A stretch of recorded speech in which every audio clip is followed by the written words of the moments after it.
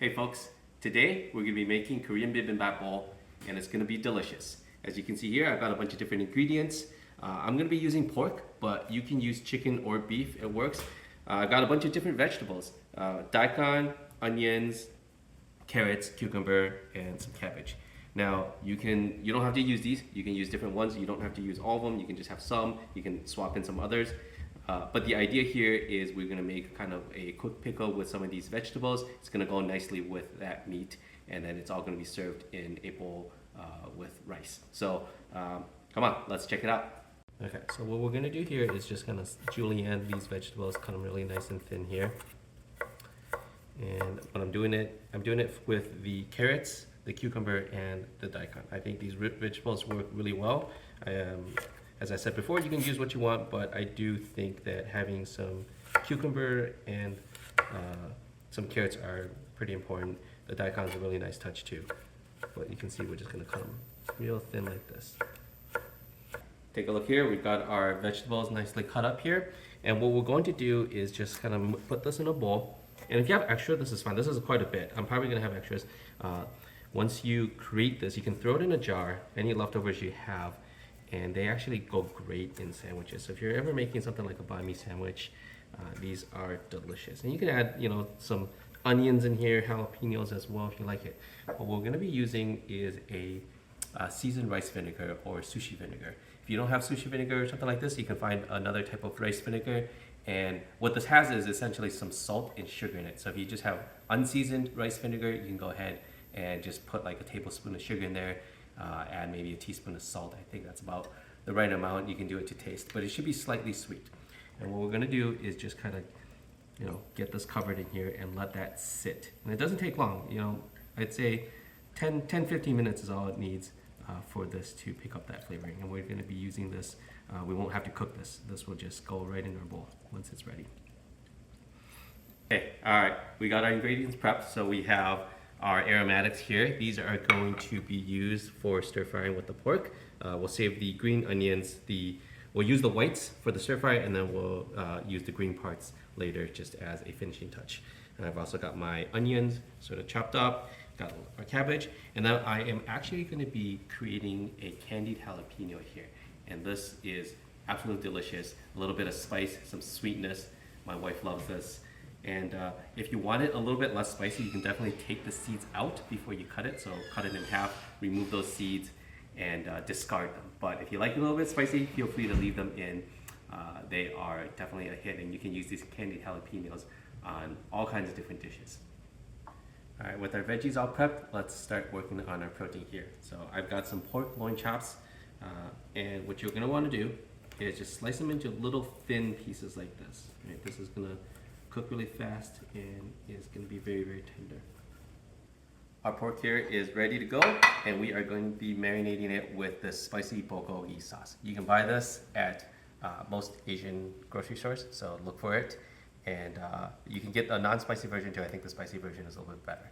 You can make this yourself. It's basically, you need Korean gochujang sauce, you need soy sauce, some fruit juices, sugars and stuff. It's a lot of work. I would recommend, if you can find this, go ahead and just buy this rather than making it yourself.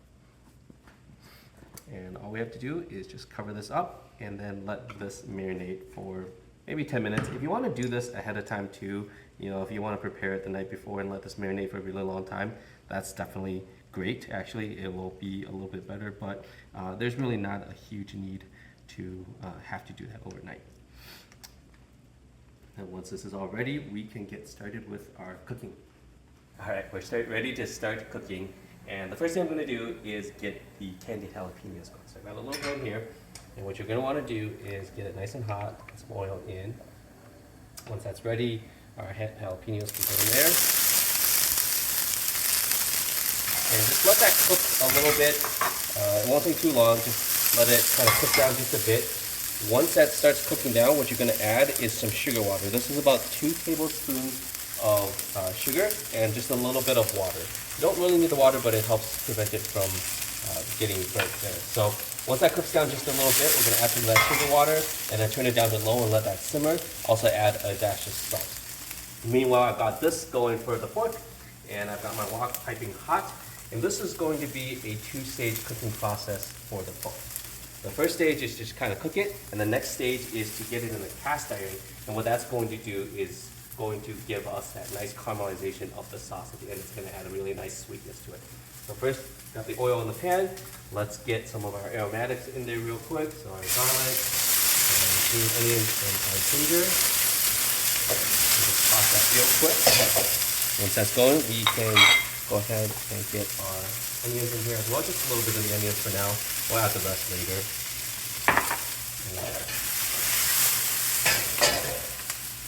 Let's get our pork in here. And let that cook through.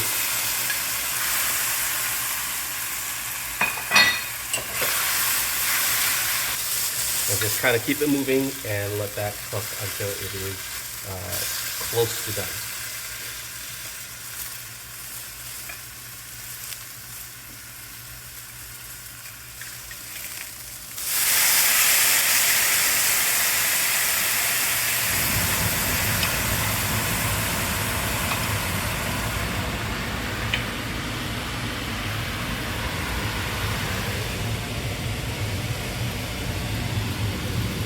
Our pork here is close to complete, so we turn off the heat there.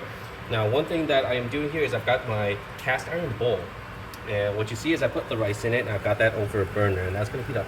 Now, this is completely optional, but you can get these cast iron bowls on Amazon. They're like, 20 bucks a pop, I think, or something. Pretty good deal.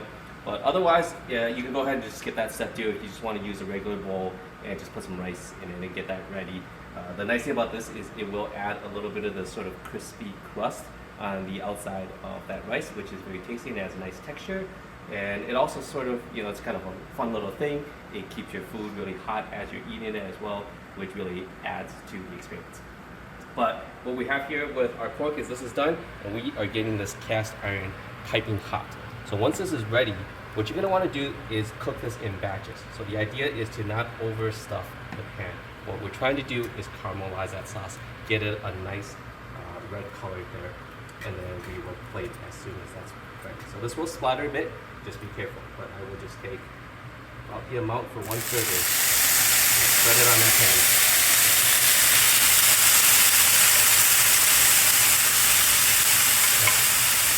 That's absolutely key, do not overcrowd the pan. Okay, and also during this step, what you want to do is start taking the cabbage. You can go ahead and put it all on the side, just a little bit. Doesn't take much, but this will just cook the cabbage a little bit and let that soak up some of these juices of sauce. Then we'll let that cook until you can see already it's starting to get that nice color. We're getting some of that nice caramelization.